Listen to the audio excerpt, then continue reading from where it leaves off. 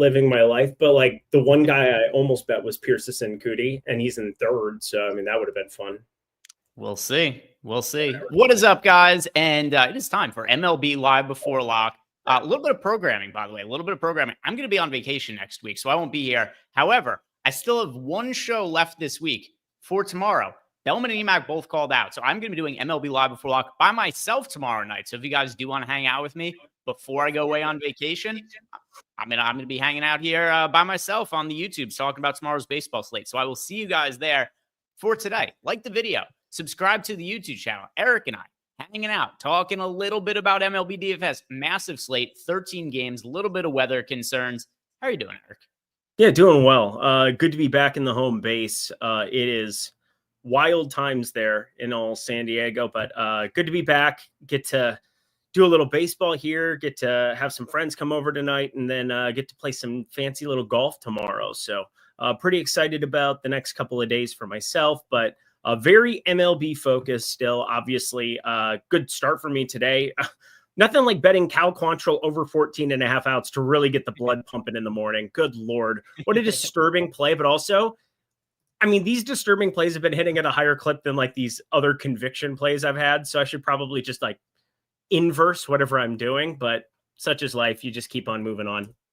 Yeah, I mean, I've played some of from just an outside viewpoint, looking at the slates, some of the dumbest looking single entry lineups of all time. I posted mine from last night to Twitter, which I did exactly what I said I was going to do on the show. Exactly what I told you, Eric, that I was doing before we started. I stacked against the two most popular pitchers on the slate. So stacked against Sonny Gray and Yusei Kikuchi. That part of it went really well. But then I also had Yu Darvish in the lineup, who scored -8.5 fantasy points, which for last night's slate, that was still good for top 20 in the $121 single entry. But yeah, there have been some very, very odd baseball slates, and can't really play this one the way I've played the last few because we got a lot of options. There's no real concentrated chalk in the same kind of way. So we're going to get into that right now. But the one thing I want to ask you before we start looking at some of the pitchers here, Eric, what are you going to do with the weather today? Because we do have at least one super sketchy spot. The Kansas City Royals at home against the Cleveland Guardians. That game is looking very iffy to end up playing. So how do you see that, and how is that going to impact your lineups? So I'm about to post a ticket here that I just made over on NoVig that I think is actually pretty interesting. I'm just going to jam the under of the pitchers. I'm going to bet everything under outs, under strikeouts, specifically those two. Kind of give you a lot of surface area. And I'm just going to hope the game starts and then falls on its face. It doesn't look pretty. I think the weather is atrocious. And you get some of these like ridiculous spots like this where I could see them starting this game like clean. Like I could see this starting at 8 o'clock Eastern, 5 o'clock my time. I could see that being okay right then. And then you like swipe a little bit to the side here or look at the hour by hour breakdown on Google. It is dicey. It is very, very dicey. So from a DFS perspective, what I'm probably going to do is remove it entirely. I think Gavin Williams, despite the fact that he has, shown now that he can get to 11 strikeouts, I thought this was a good spot to potentially hit his under 4.5 strikeouts. He's not that guy, pal. You're not that guy. And I think that there's not really a lot that I feel like I'm missing out on by not having this game. Is it good at hitting weather if it were to play when you get storms around and such? Yeah, usually because the humidity is going to be high, barometric pressure is going to be low, and life is going to look really, really nice. I think it's like 90% humidity in Kansas City today, but it's like 75 or 78 degrees there. It's not all that hot, and the wind's blowing in slightly at Kauffman, and it's not really popping in Vegas. So for me, I think the best course of action is to build lineups with them in potentially, and then just zeroing them out on the fantasy points page. Yeah. So, I mean, you look at the overall outlook of the slate, and a couple of things stand out here. First off, we don't have a single team with a higher than 9% chance to be the top scoring team on the slate. There's no team that's pulling more than 9% ownership. It's really flat as far as stacks go. And with that in mind, you look at some of the teams, well, the two teams in this game. There aren't more than two teams playing against each other, but the Royals are 3.3% owned with a 2.3% chance to be the top scoring team. The Guardians are 2.8% owned with a 3% chance to be the top scoring team. So overall, It's not to say it's impossible this game is the highest scoring, but per our data, there's a 5% chance that either side of this game is going to be the highest scoring. And then, it's really hard to weigh in the weather component, how that's going to potentially impact it. I'm okay with foregoing this game and just taking myself out of the weather risk. It would be one thing if it was like the Orioles-Rockies game that was 50-50 to play, and then be like, all right, well, the Orioles are going up against Kyle Freeland. They're pretty cheap. They've got Dean Kramer isn't that good, but he's pitching against the Rockies, which immediately puts him in play. So if it was a game that was really prominent, I think we'd have decisions to make. But a game that's iffy to play on a slate of this size and it's kind of a whatever game, I'm cool with just taking out of my player pool unless something changes in the next, 45 minutes or whatever to make it seem like that game is 100% safe. But I don't think that's the case. So my advice to you guys, just fade that game and avoid the potential weather risk that comes alongside with that the Cleveland, Kansas City game. And it seems like you and I are aligned on that. Any other comments on the weather? Just that it's spotty. This happens a lot in the summer for what it's worth. You're going to get like a random pop up here and there. Sometimes it's going to be in your favor. Sometimes it's not. Sometimes it'll be around a chalky pitcher. Sometimes it won't. Sometimes you'll notice it. Sometimes you won't even care because you're just like, well, that didn't affect me whatsoever.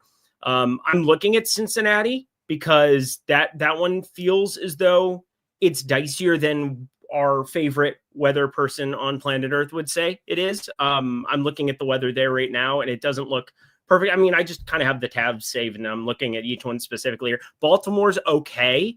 I could see that being like an in-game delay as well. So I'm looking kind of in that Northeast where Boston looks okay. I'm bringing up Northeast, and I'm just kind of going by each one here specifically. Detroit had some stuff that was sitting and lingering around there, but it looks okay. And then Chicago is fine as well. But I mean, it's just humidity, heat across the country for the most part. But Northeast is kind of the main spot where, like, if something happens, I apologize. But like, I'm not going to be getting away from any pitchers or stacks in any of those spots.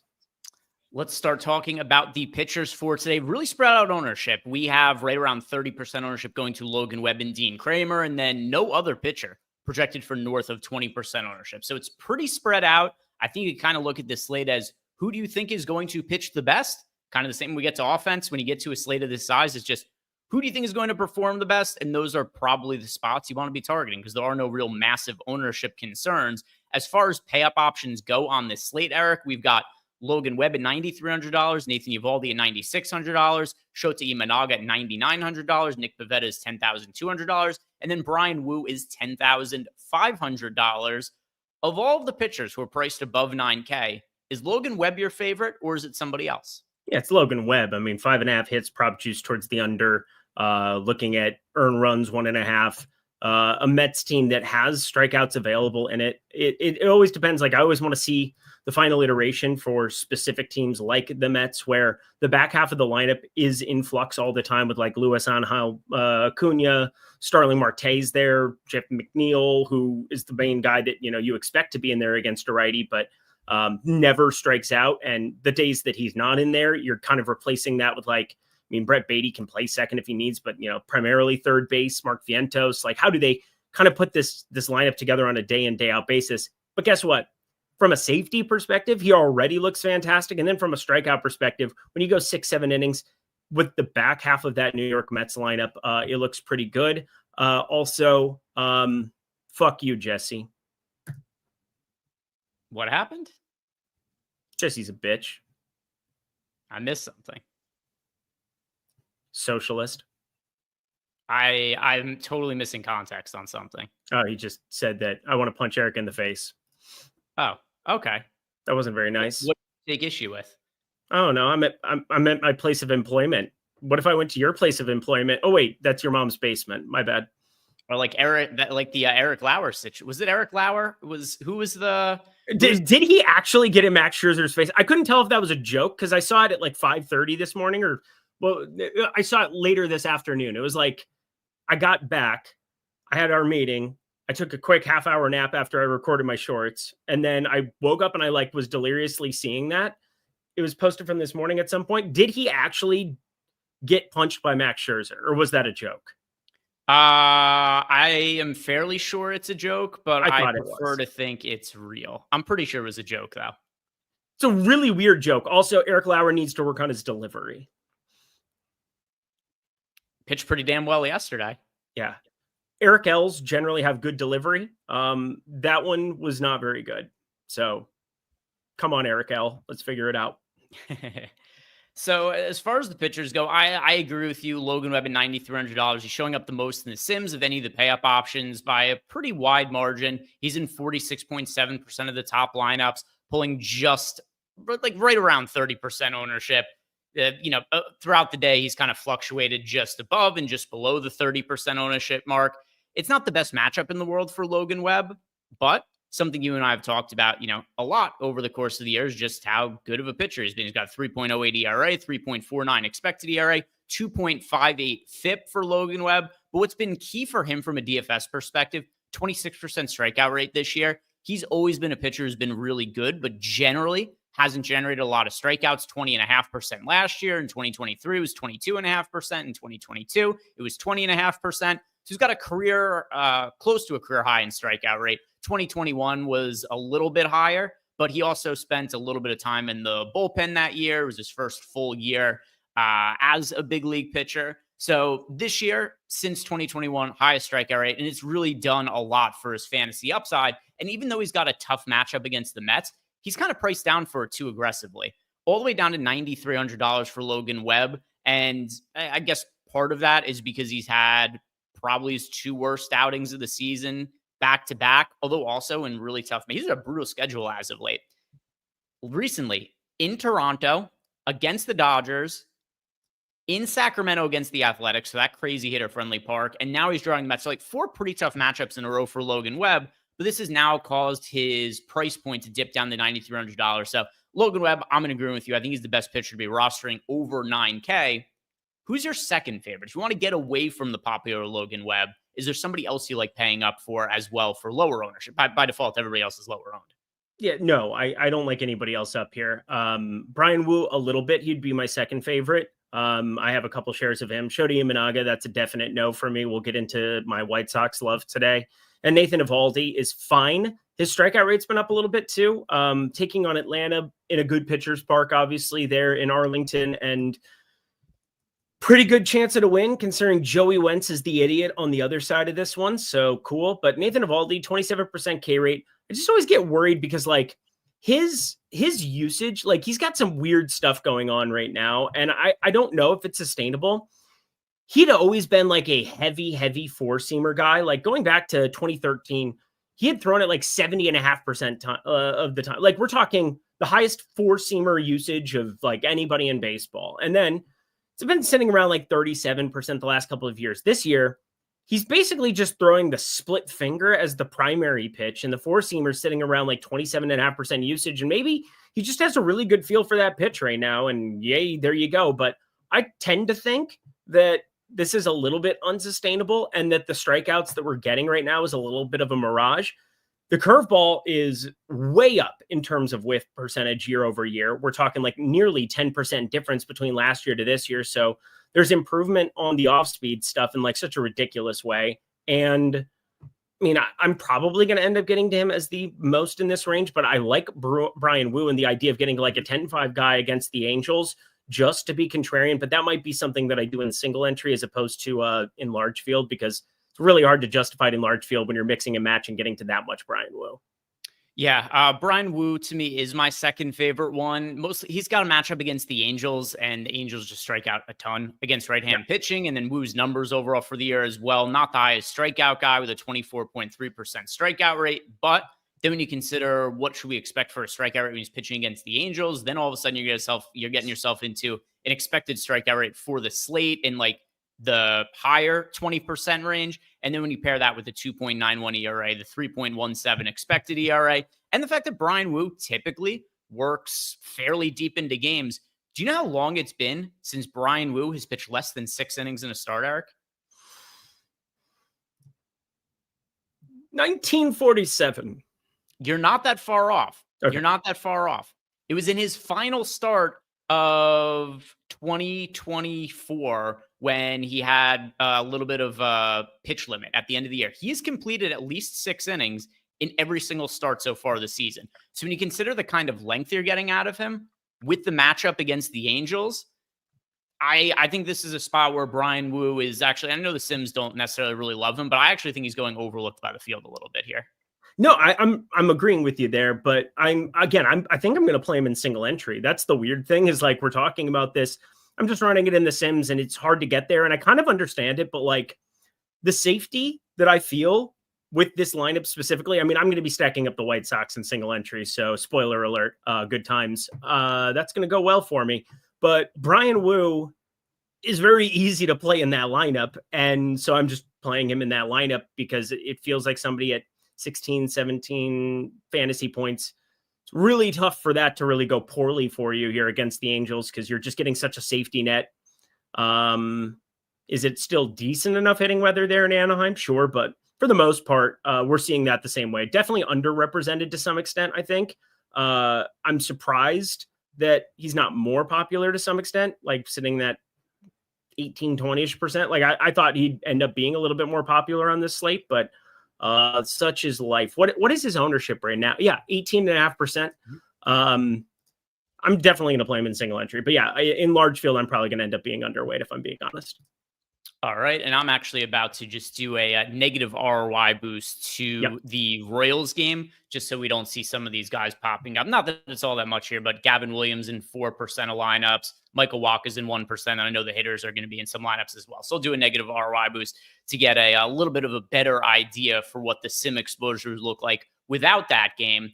Let's talk about the 8K range next. Is there anybody else you feel really strongly about as a pay-up pitcher? No. All right. 8K range.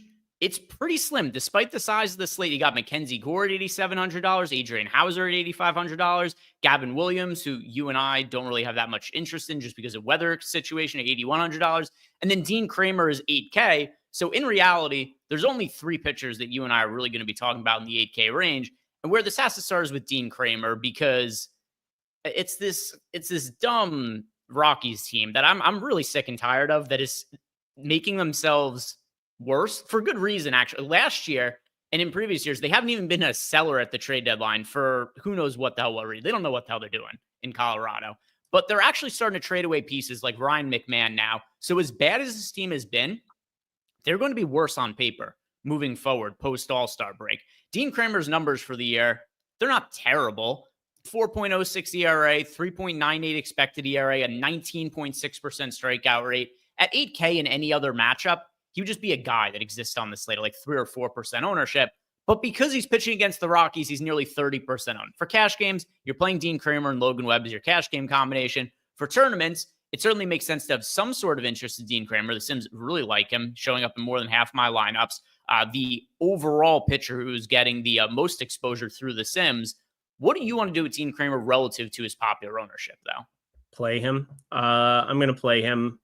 It's the Rockies. Ryan McMahon would be a strikeout bat that you kind of want in there for the strikeout purposes, but he can also hit a 3-run bomb that you're kind of like taking some of the fear with the best lefty or second best lefty, if you want to say what Mickey Moniak's done for the last 2 months, being sustainable going forward. Like Ryan McMahon's not in the lineup. He is traded. He is now a New York Yankee. And I mean, shit, I just keep thinking about that short porch to right wind out on a day like today, and they could have like 7 lefties, 8 lefties every single day now that are all power lefties, which is going to be kind of fun to watch to a certain extent. But for today, I don't see a reason that you wouldn't like Dean Kramer. I will say the implied total is a lot higher. I mean, it's a really good hitting environment. It's like 88 or some shit in Baltimore. Winds blowing out towards that right field where lefty power plays up.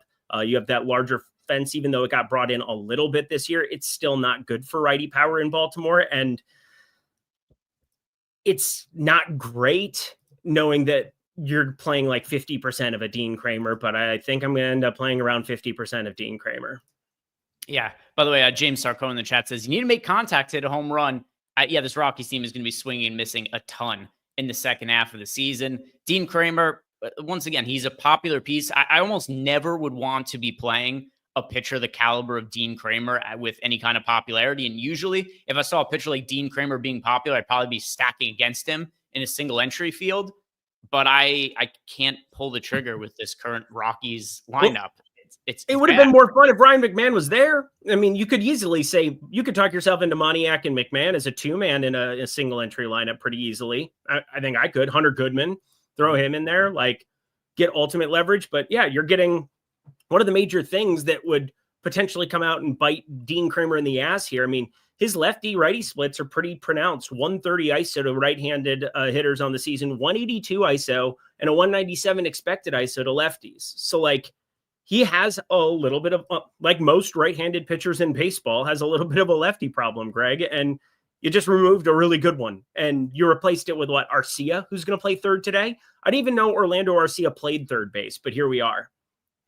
Yeah, so we'll see what they could even be making more trades going forward. Also, is Chris Bryant, does he still exist anymore, Chris Bryant? Well, I mean, that's the contract that sunk him. They paid him a gobsmack of money, can't get healthy, and he was never good at any point from touching down in Colorado after that World Series win. Yeah, I can't remember the last time there was a health update on Chris Bryant at all. I think it was 2 years ago. I remember screaming from the top of my lungs because he got traded from the Cubs to the Giants for a quick second. If you remember that, the Giants were making a run. They traded for Chris Bryant. And then Bryant signs the big mega deal with the Rockies. And it was just like the Rockies should have unloaded him that first summer right after the contract because there was some interest in some places and they decided to stand pat.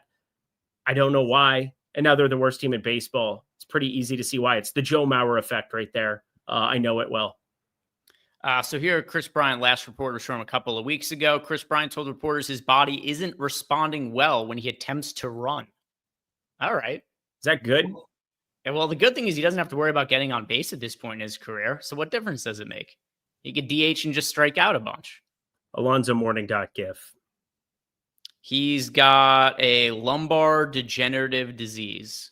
All right. Well, there's the biggest portion of the Rockies payroll. And yeah, take all my money, Colorado. I mean, this team just no prospects at all for going forward to be anywhat interesting for this year. Other than the fact that they're going to play at Coors Field. So there's going to be times where they play crappy pitchers where we'll have to consider their offense. But for today, I am not interested in stacking them against Dean Kramer.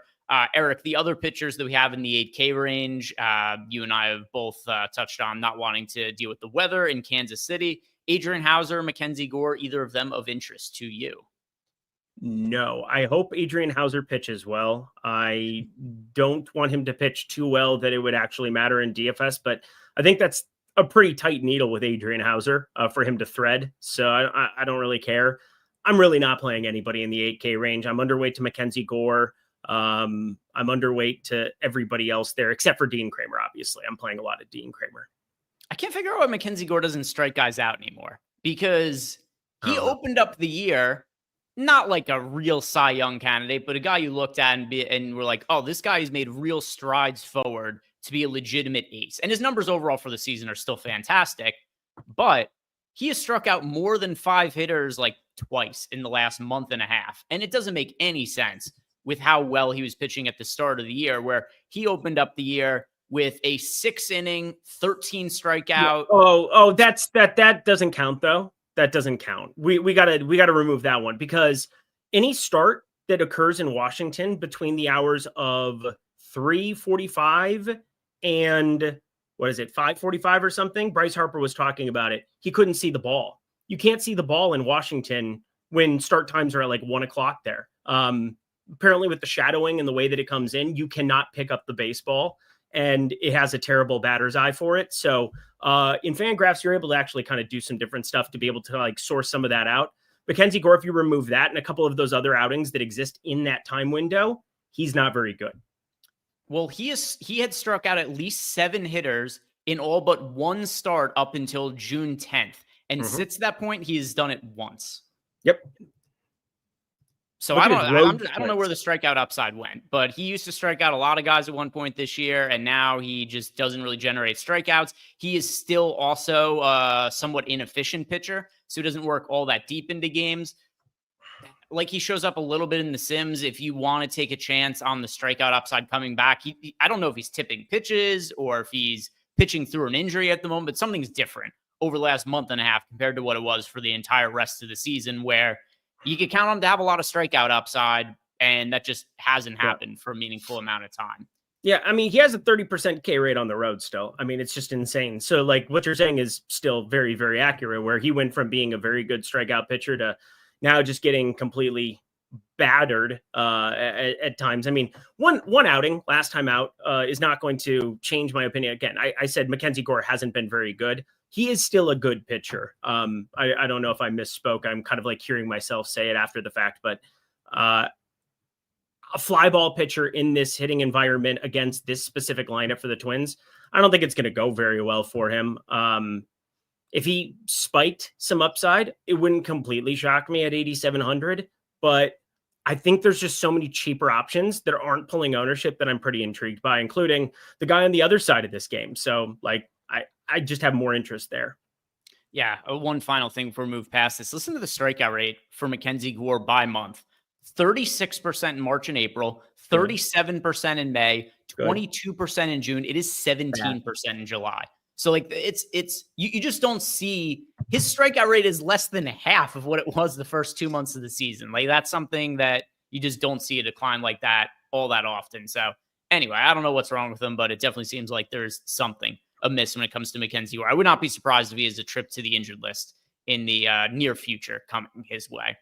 Let's talk about the 7K pitchers next. And as far as the 7K pitchers go, Eric, here's what we are looking at. And none of them are pop. There's no other pitcher that we're going to talk about for the rest of this show that has any kind of crazy high ownership. We got 12% ownership to Jose Soriano in this price range, 14% ownership to Zebby Matthews. Every other pitcher sub 5% owned.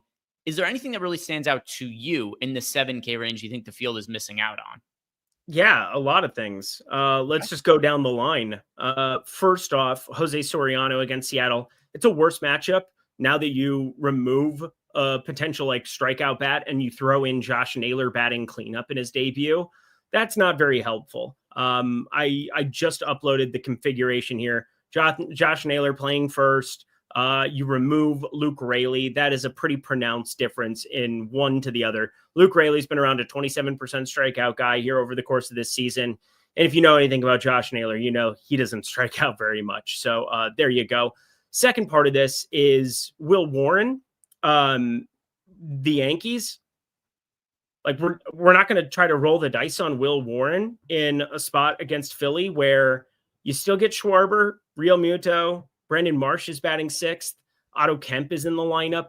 A lot of the things that can potentially swing your direction there outside of, Trey Turner leading off has not been striking out at all this season, but everybody else in that lineup is 20% or north of it. And, a lot of them in that 25, 26, 27% type range between Kemp, Real Muto, Marsh, and Schwarber. So I think Will Warren, despite the hard contact he gives up like crazy, he's got a great strikeout rate. He's got really good strikeout stuff. And, the other thing I think you always have to pay attention to with Will Warren is just like the configuration of the lineup, because he owns righties, just owns them. Now, that being said, I did bet Nick Castellanos. I almost bet Trey Turner as well to hit homers here in this spot. But the main thing I'm looking at is a 33.5% K rate against righties and a 21.3% K rate against lefties. And there are enough righties with Turner leading off, Castellanos cleanup, Real Muto.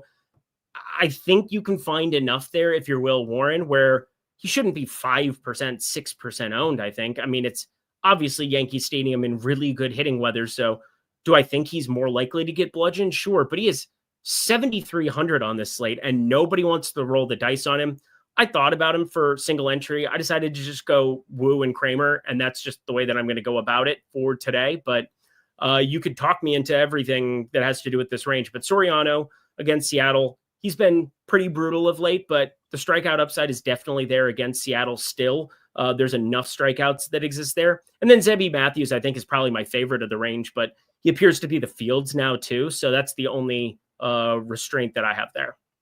Yeah, so the 7K range, at least the pitcher who presents the most upside, to me, it has to be Zebby Matthews. I know he's also the most popular of these pitchers, so it's not like I'm saying anything crazy, but the ownership is still fairly moderate when it comes to Zebby Matthews.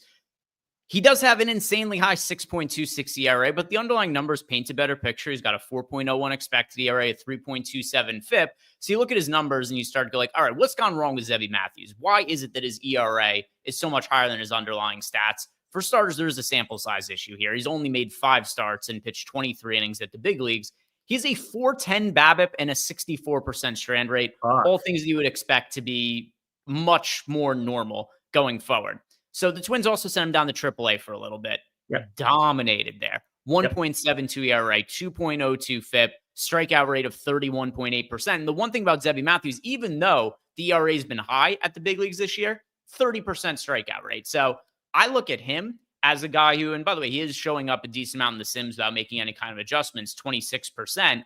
He is my favorite pitcher on the slate who is not Dean Kramer or Logan Webb. And I think he's going way overlooked by the field, considering what the upside is. For a guy who's $7,100, 30% strikeout rate, the field may be a little bit apprehensive because of the high ERA, but I think those underlying numbers really paints a good picture. And then if you look at all the projection sources this year, like Zips, Steamer, The Bat, the consensus is the strikeout rate is definitely something that isn't going to be quite as high, but still somebody who projects to have a strikeout rate in the mid 20% range. And then an ERA that's expected to be in like the highish 3 range, anywhere from like 3.74 to there's a couple of spots that I'm projecting like the low 4 range, but like his aggregate projected ERA is in the high 3 range. So at $7,100 in a not terrible matchup against the Nationals, I think Zebby Matthews is a really, really strong value option.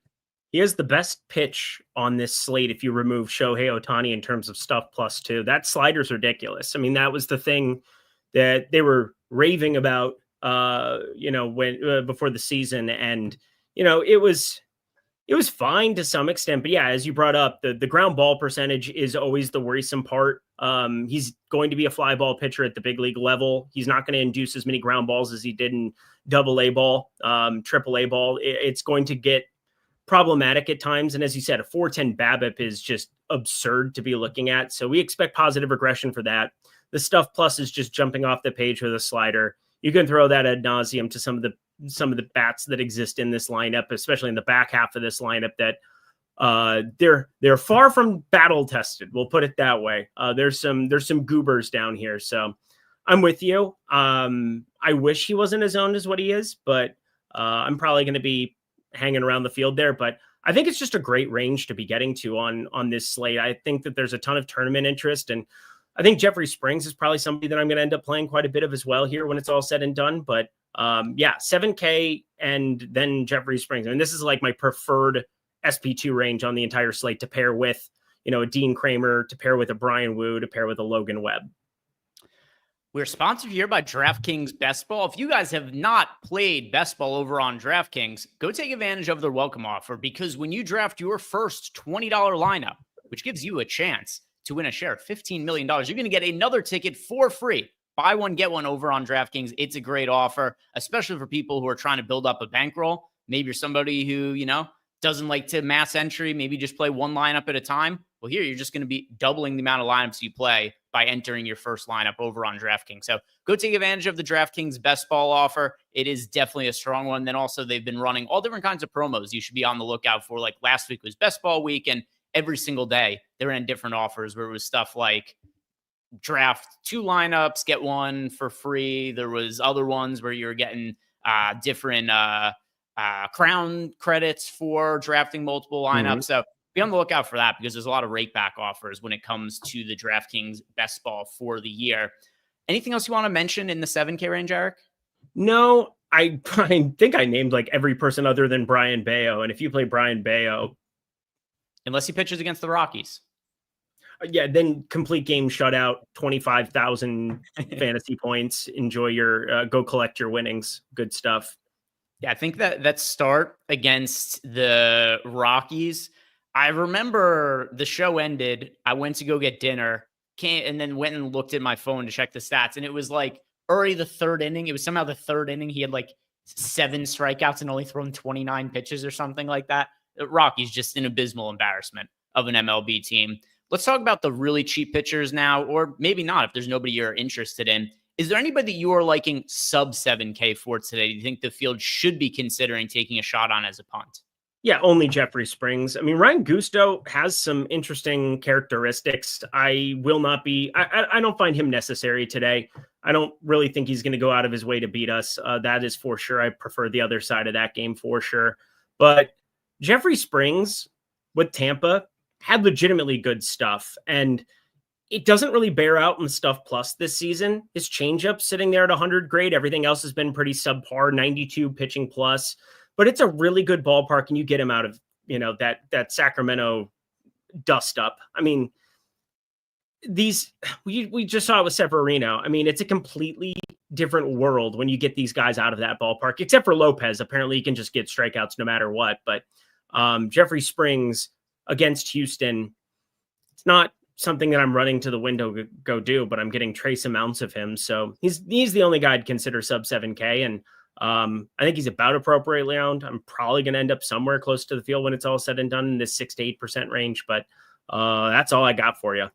Yeah, that is none of them for me. There's cool. Nobody I really feel like I need to punt with, especially when, aside of this slate, when you run stuff through the Sims, there'll be so many hitters that are viable punt options at like 2,400, 2,500 or whatever. And as a result, it's just kind of easy to get a little bit of extra salary to pay up from the 6K guys like a Zebby Matthews, or to even go all the way up to guys like Logan Webb or Imanaga or Wu, whoever it may be. So, with that in mind, I just don't really see a need. I got, just making no adjustments to the Sims. Spring showed up in 8% of lineups.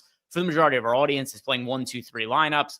Don't think there's a real need to play him, especially when you could just pay $200 more and get to Zebby Matthews. So nobody for me for cheap at pitcher. Let's look at the FanDuel pitchers now. And on the FanDuel side of things, Eric, we've got 17% ownership going to Dean Kramer. No other pitcher pulling double-digit ownership over on FanDuel. Dean Kramer, I assume we're going to want to play him in cash. Maybe feel a little bit differently. Dean Kramer, Logan Webb, any other considerations for you outside of Kramer as a cash game option? No. Contrarian pitchers then. Kramer, still not, 17% on it's nothing, insane. Are there any pitchers who are lower owned on FanDuel? Let's say Logan Webb, 9% owned, Dean Kramer, 17% owned. Anybody outside of those two pitchers do you think people should be considering on FanDuel? Nathan Eovaldi, he looks pretty good there, sub 5%. Brian Wu looks really good, 10-4. Probably Brian Wu being my favorite. The Zebby Matthews thing is more intriguing on DK. I doubt we're going to get like 90 plus pitches out of him. They've been pretty strict as far as like Zebby Matthews, David Festa, all of these younger arms that we've got coming up through the pipeline. Them going 6 is so unbelievably rare. And maybe that's just a bias I have because I watch every single Minnesota Twins game out of spite most of the time. But there's no doubt that Zebby Matthews is a much, much, much better play on DraftKings than on FanDuel. So probably would be firing next to none Zebby Matthews over on FanDuel. And then Soriano looks okay, but a little bit overowned even at 7%. My favorite would probably be Brian Wu, Nathan Eovaldi second. So kind of the same thing on DK where, they're not getting the attention that they probably deserve. Yeah, so for me, looking at the FanDuel side of things, if I want to get a little bit more contrarian, I'm going to say Brian Wu at 5% ownership. Not a lot hard to find the space to go up for him. Just talked about the fact that he's gone at least 6 innings in every single start this year. That plays really well over on FanDuel because it means he's pretty damn likely to get the quality start bonus. Then because he's pitching against the Angels, also fairly likely to get the win bonus relative to most pitchers who are pitching on the road. So I think Brian Wu is overlooked as well on FanDuel. I like him a ton at 5% ownership as a GPP option. Talk about like him on DraftKings, like him on FanDuel as well. He's my favorite low-owned pitcher on the FanDuel side of things. Any other considerations for FanDuel pitching options that we didn't cover on DraftKings? Nope. We do have a super chat here from Amy, wants to know about our favorite tiers pick. So Amy wants to know, can we give out? I did this ahead of time, at least for the first time ever. I'm prepared for this. I'm excited. It's always hard because I found in my time doing these shows, Eric, that when I do put thought into tiers, nobody asks about it. And then I feel like my time was wasted. So I enjoy getting the question from Amy, whoever else asked about tiers. Remember, we used to get Ace of Spades. He was the one who, for like a year, every day asked us about NBA tiers. But I like to look at it and just kind of go through the tiers and try to figure out what it is that we could build as we do it live here on the show. But for Amy's question, what do we like for tiers? In tier 1, this is a tough one, Eric, because we've got Shohei Ohtani and Aaron Judge's options. I'm going to lean towards Ohtani. I'm going to Ohtani. In tier 2, we're also star-studded tier of pitchers. By the way, Michael Busch, I know that he's been playing really well as of late, but it feels like he doesn't fit in with the other names here because it's Michael Busch, Juan Soto, Kyle Schwarber, Pete Crow Armstrong, and Cal Rayleigh. I'm going to go with Cal Rayleigh. Kyle Schwarber. Okay. I'm going to go with Cal Rayleigh, like I said. Pete Crow Armstrong was also a strong consideration. Tier 3. What are you liking in tier 3, Eric? Bryce Harper. I am going to go with Elly De La Cruz in tier 3. Tier 4? Cody Bellinger. I'm going to go with Will Smith to correlate a little bit with Shohei Ohtani. Tier 5? Nick Kurtz. For me in tier 5, I'm going to go with Gunnar Henderson going up against Kyle Freeland. And then finally, tier 6, where you could roster some pitchers, I'm going to go with Brian Wu. Brian Wu. All right, that is going to do it for tiers. Amy, thank you very much for the super chat. By the way, if you guys haven't done yet, like the video and subscribe to the YouTube channel. If you want to sign up for any of the packages here at Stokastic, link is down below in the YouTube description box. We got some questions that are coming to us about stacks. So here are some of the stack exposures from the Sims. It is pretty flat here, Eric. There are 4 teams that are showing up at least 10% of lineups, and it is barely over that. 14% Orioles is a 5-man stack, 13% of your Twins, 11% of the Reds, 10% of the Astros. No one team is showing up in like 30% of lineups or anything like that. Oh, is Gunnar Henderson not in the starting lineup? No, he's not in it. All right, so not Gunnar Henderson in the tier that I said. I also bet Gunnar Henderson to homer today. And too fucking bad. Let's see, what was the tier with Gunnar Henderson? I think it was tier 5, right? So I'll change from Gunnar Henderson to... Who are all the other names here? All right, I'll go with Devers instead in tier 5. Okay. So Devers instead for me in tier 5. Anyway, so here's what we got for stacks. It is really spread out. There is not a single team that's showing up a ton. That's kind of how the field feels as well, because I'll refresh our stack ownership. And last I looked, there was no team showing up in more than 10% of lineups. Got an update a few minutes ago. Yeah, now the Yankees are 9% owned as a stack. There's your chalk. Do you have a team you feel really good about as a stack option for tonight? 2 of them. Okay. One of them I don't feel good about, and I also bet them, and I'm going to get CLV on it, so go me. But the White Sox, that is going to be my single entry team against Shota Imanaga. And then Seattle against Soriano. Jose Soriano's had some issues, and it's basically like a move the line kind of issue where he just gives up so much hard contact. Yeah, it's ground ball contact to some extent, so some BABIP luck needs to go your direction sometimes, but just feels like hitters are seeing Soriano. Like the smoke and mirrors here. I'm still going to roll the dice on some Soriano, considering his ownership, but like I'm going both sides of that one. You get a good hitter's ballpark, Seattle outside of Seattle. Talked about it a little bit yesterday. I thought Kikuchi, pitched great until the 5th. Actually, he was brutal in the 1st, and then he got it back together. He was brutal in the 5th, and obviously that was all she wrote for it. But I think this is just a really good ballpark, and Josh Naylor is an obvious upgrade. I'm glad DraftKings threw him in. I didn't know if we were going to be able to get that right off the bat, too. I think they gave him outfield eligibility as well, because I'm looking at my lineups, and yeah, he's got outfield eligibility for fuck knows what reason, but here we are. I really like Seattle as well. Both very low owned stacks.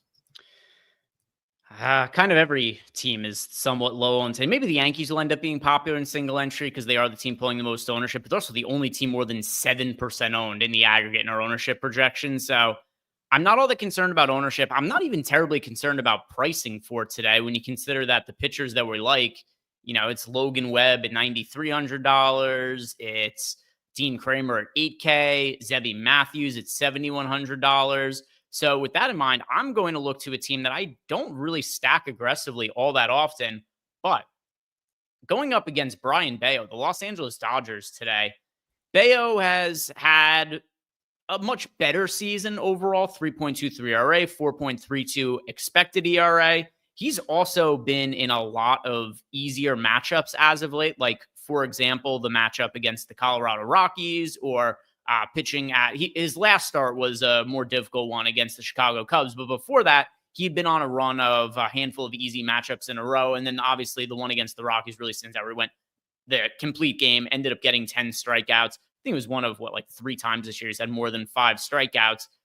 But this is a real difficult challenge for Brayan Bello going up against the Dodgers. We've seen that Brayan Bello has the capacity to really blow up. Even though he is a ground ball pitcher, he's a guy who has a 14% home run to fly ball rate for his career. So he is somebody who, when he goes up against power offenses, could be prone to power because of the high home run to fly ball rate. One other thing, too, with Brayan Bello, even though the results have been a little bit better this year, his velocity actually is down this year. The first year he got called up to the big leagues, he had a 97 mile per average fastball velocity. The last couple of years, it was at 96 miles per hour. This year, it's down to 95. So some of the stuff that made Brayan Bello a top prospect in terms of the stuff, it's not quite the same anymore. And now also his strikeout rate, it's sub 18% for the entire season. And I don't know, a third of his strikeouts for the entire season came in that Rockies start. I think this is a really tough matchup for Brayan Bello. Obviously, nobody's going to disagree with that. But I'm kind of surprised that the Dodgers aren't the chalkiest team on the slate. I'm not, because it's really good hitting weather in Yankee Stadium, and Taijuan Walker must pay for his sins. I get it. I mean, if you wanted to say 1A, 1B, that would be the case, but it's not that case. It's basically 1 or 2% difference. I'm probably with you where I do prefer the Dodgers to some extent. I'm on the over of this game. That looks pretty darn good here at the moment as well. Yeah, I think the Dodgers look excellent. I'm playing Ohtani in single entry, but it's only Ohtani at the moment. Don't really have room for anything else. Yeah, so for me, that's going to be the single entry stack that I recommend. There's not a real leverage spot, because if you're looking for leverage, you're either stacking the Mets or the Rockies. Both of those are going to be a no for me. We do have a couple of questions from Discord. And by the way, if you guys want to get into our Discord channel, simply join Stokastic. Link down below in the YouTube description box. You can sign up for any of the packages that we have here. It comes with access to our Discord. Captain Akella wants to know our single entry stack for today. Just gave those out. For me, it's the Dodgers. For Eric, the White Sox. Westbrook Forever wants to know favorite FanDuel pitchers, which we hit on. Also wants to know favorite stacks for FanDuel. So same exercise for DraftKings as we did for FanDuel. If you had to pick out one stack that you like above all the others for FanDuel purposes, Eric, is there anything that's different to you on the FanDuel side as compared to the DraftKings side for stacks? Yeah, I'm playing one lineup on FanDuel today. New York's just by far the chalk. So it's a little bit more pronounced over there. I like Tampa Bay as well against Nick Martinez, but that's the team that I thought would end up being a little bit chalkier than what they are over on both sites. And so I did want to play a single entry, being, on the very short side here, either Seattle White Sox. I ended up going the White Sox over on DK. I think I'm going to roll out Tampa Bay over on FanDuel. They're a little bit chalkier relative, but I mean, they're like 6% owned. They're 6% top stack percentage here. And Jonathan Aranda confirmed good at hitting of baseballs. Josh Lowe, number of pieces here in this lineup. Chandler Simpson at the top of it here as well. Just lots of ways where I think Tampa Bay, pretty intriguing stack to piece together even without Brandon Lau there. Yeah, so it's going to be the same for me over on FanDuel. The Dodgers going up against Brayan Bello.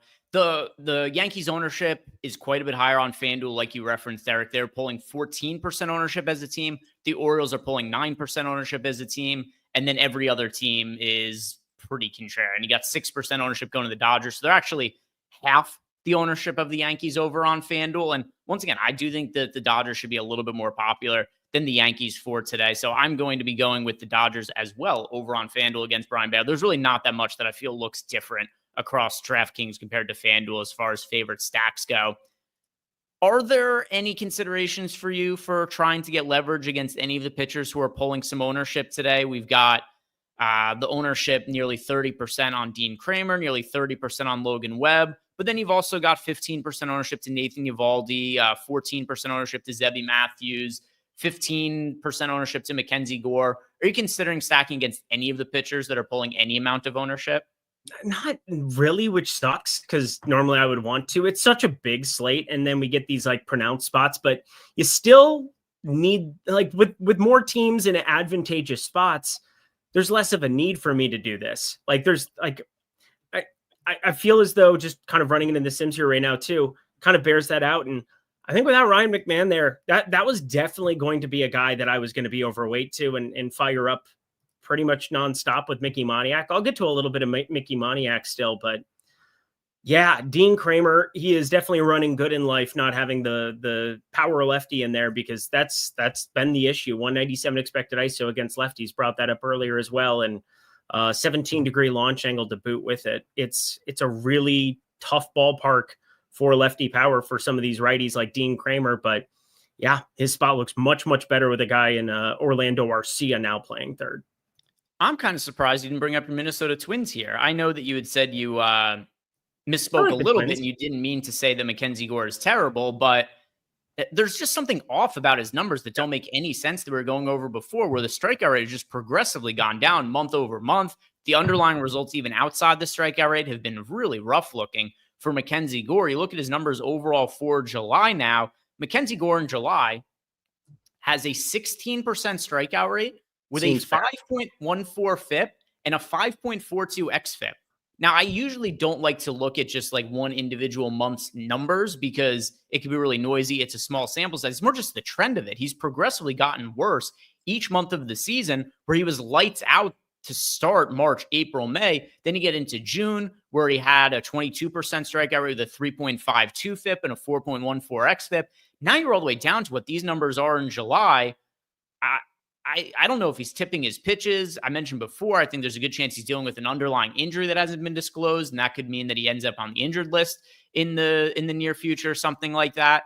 I want to take advantage of a pitcher who is not super popular because there just isn't that much ownership going to pitchers on the slate, but he's one of the only pitchers that's pulling double-digit ownership, and he just might be broken right now.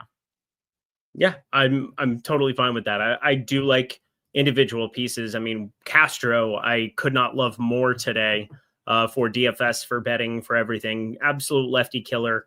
Good hitting weather in Minnesota as well. Not with wind direction or anything in target field there today, but overall looks pretty darn good. Yeah, you get Byron Buxton confirmed pretty good at baseball. 407 ISO against lefties. 407. We're starting to like say Aaron Judge things. 407 ISO.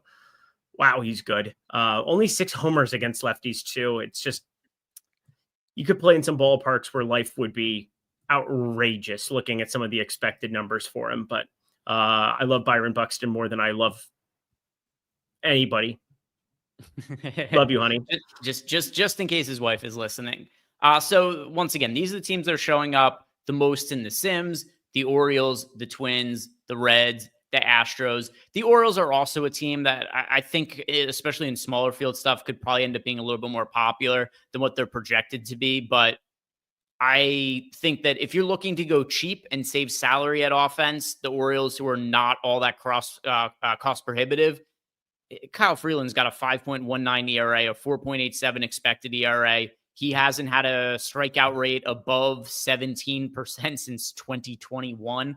So Ooh. Kyle Freeland is a pitcher who has just really, really struggled. And another thing too, when it comes to Kyle Freeland, is it's not like these are only issues that occur to him. It's not like he goes away from Coors Field for his career and all of a sudden he's been good. Kyle Freeland throughout his career has struggled away from Coors Field as well. So you bring up his home road splits, for instance. On the road for his career, he has a 17% strikeout rate, lower than his home strikeout rate of 17.3%. Still has a 4.51 FIP, a 4.61 xFIP.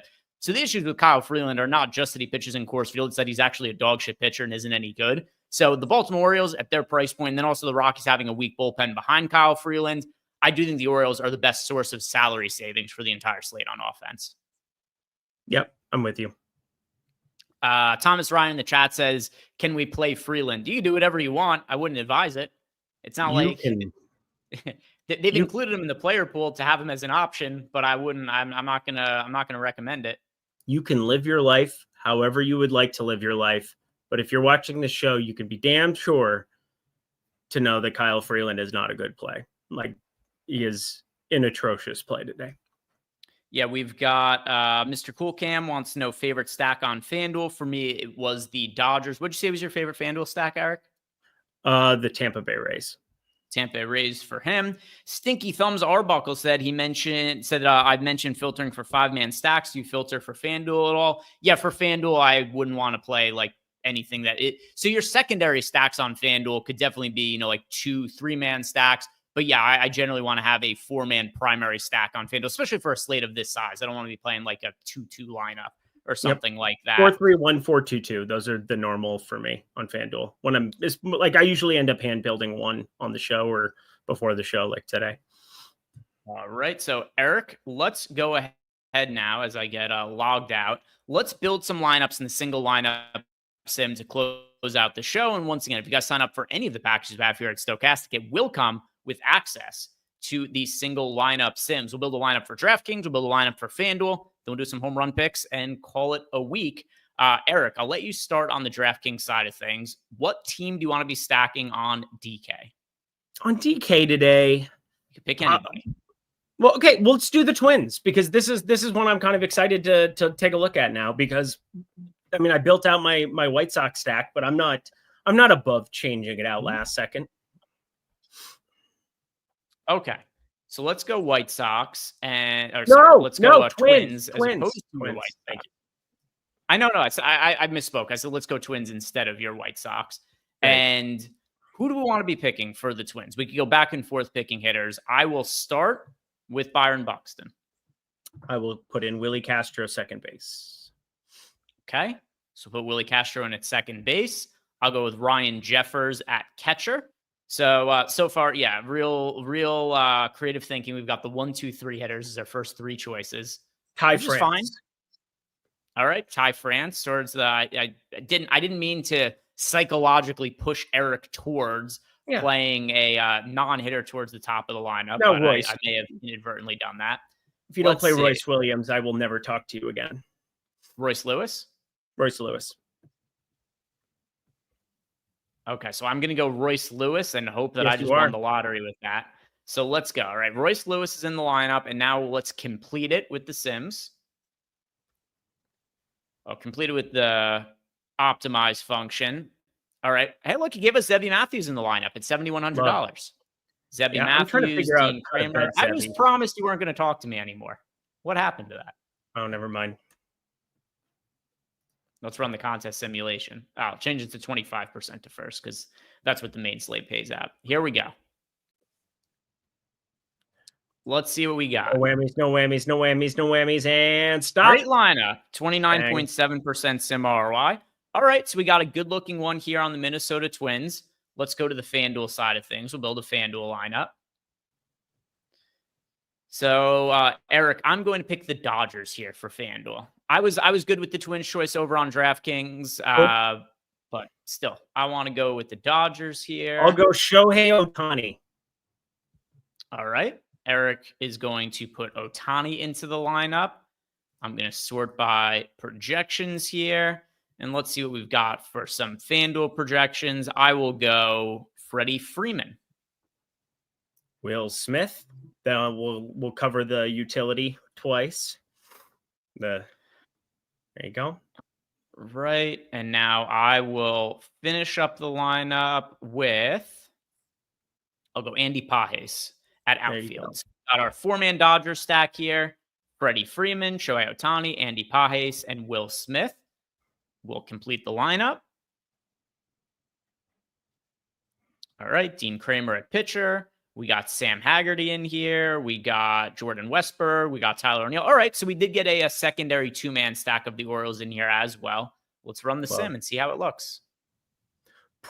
And by the way, guys, start getting ready for your home run picks. Almost there. All right, so it ended up being okay. Still positive sim ROI lineup. Not necessarily killing it like some of the other ones, but still positive. We'll take it, Eric.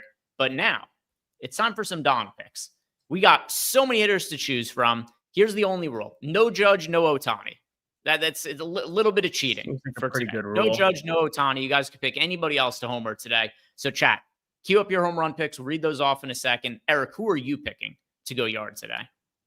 Yeah, so for today, I think it's very clear cut that there are tons of good options on the board, and the bets that I made are not necessarily applicable to what I'm doing in DFS today, except for Miguel Vargas. Miguel Vargas is your fly ball extraordinaire here, batting fifth for the White Sox, so a little further down in the lineup than what I would expect, especially considering Luis Robert not in the lineup today because they're liars. Let's be serious. But Shodi Minaga, this is the guy I want to pick on. 22.5-degree launch angle last season. The weather couldn't have been more advantageous in a million years in Wrigley, but this is going to be great hitting weather on the south side there for the White Sox in their home ballpark. And Miguel Vargas is just launching it to the moon this season. He's been north of a 22-degree launch angle all season long, 24.3 he currently sits at the moment. Never really strikes out, puts ball on bat, and Shodi Minaga has no strikeout stuff. He still has no strikeout stuff. Give me Miguel Vargas. I'm going to go with Jordan Westburg. There was a handful of hitters I bet from the Orioles to homer earlier today. Westburg was one. Gunnar Henderson was one, but as we went over, Gunnar Henderson not in the lineup today. So I will go with Jordan Westburg as my home run pick for the day. From chat, let's see what we've got from chat. Going to scroll up a little bit here. Ooh, a lot of them.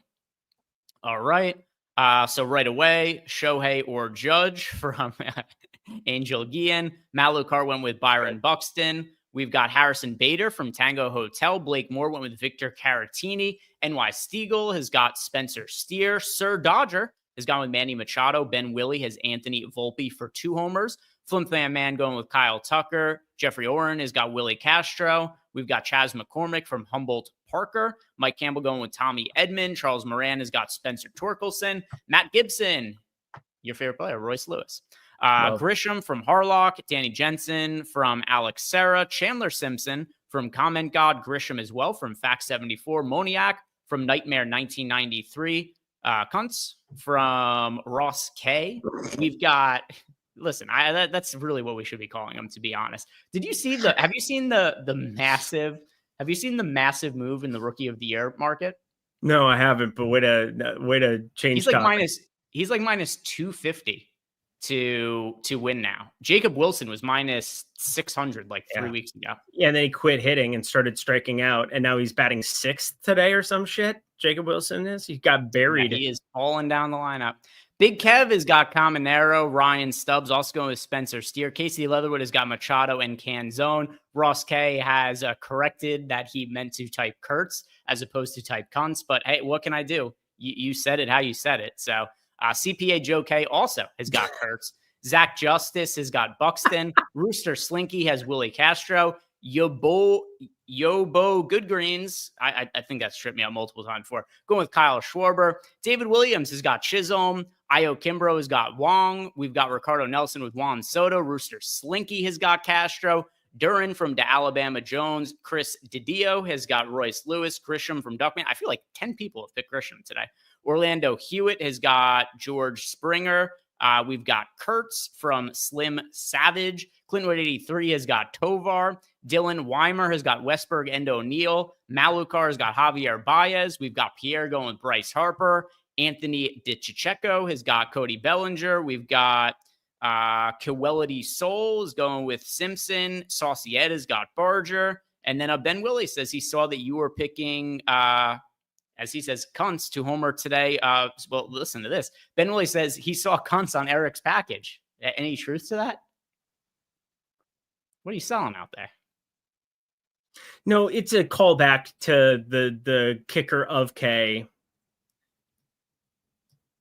No. But he's saying he saw. Never mind. He said it was part of your package there. And Doug Dobbs says, "What kind of content is Eric putting out? All kinds of content that you could view over on Tails. Go sign up for Eric's Tails package with the promo code Lindy5, right? Yeah, little preview there. Lindy5 to get everything that you need to be a profitable bettor. Just $5 from Eric." Guys, that is going to do it for us here. Don't forget, we are sponsored here by DraftKings Best Ball. Go get in on the action. It is a great time to be playing best ball.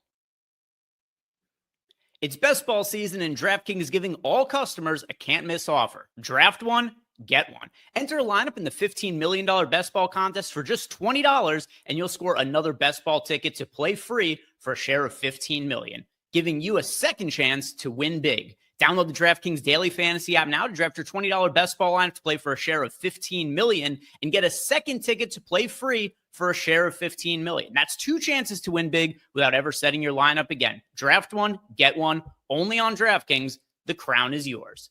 Gambling problem? Call 1-800-GAMBLER. In New York, call 877-8-HOPE-NY or text HOPE-NY at 467-369. In Connecticut, help is available for problem gambling. Call 888-789-7777 or visit ccpg.org. 18 plus in most eligible states, but age varies by jurisdiction. Eligibility restrictions do apply and void where prohibited. 1 per customer. Enter the Best Ball $15 million headliner contest by September 4th, 2025 to get 1 bonus entry. $20 entry fee required. Reward expires in 30 days. See terms at DraftKings.com/NFL-best-ball, sponsored by DraftKings. And that is going to take us into the weekend. Don't forget, tomorrow I'm going to be on Live Before Lock solo. So you guys want to hang out with me, you can ask me questions about whatever. It'll be a good show tomorrow. So come hang out Live Before Lock. I think the slate's locking at a normal time tomorrow. I haven't looked ahead to see when the Saturday games are, but tomorrow, come hang out with me, guys. Have a good weekend. Peace. Kurtz. Wrong.